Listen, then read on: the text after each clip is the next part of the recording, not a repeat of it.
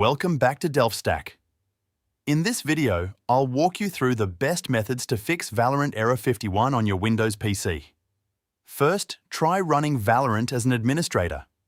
Permission issues can sometimes block the game from connecting properly. Go to your desktop and right-click the Valorant shortcut. Select Properties, then open the Compatibility tab. Check the option called Run this program as an administrator. After that, click Apply and then OK. Now launch the game again and check if the error is gone. If the issue still appears, the next step is to repair the game files. Corrupted or missing files can stop Valorant from connecting to Riot services. Open the Riot Client on your computer. Click your profile icon in the top right corner and open Settings.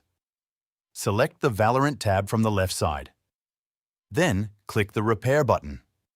Wait for the repair process to finish completely. This may take a few minutes, depending on your system speed. Once the repair is done, restart the Riot Client and launch Valorant again. If none of these methods work, restart your PC and internet router before trying again. Thanks for watching.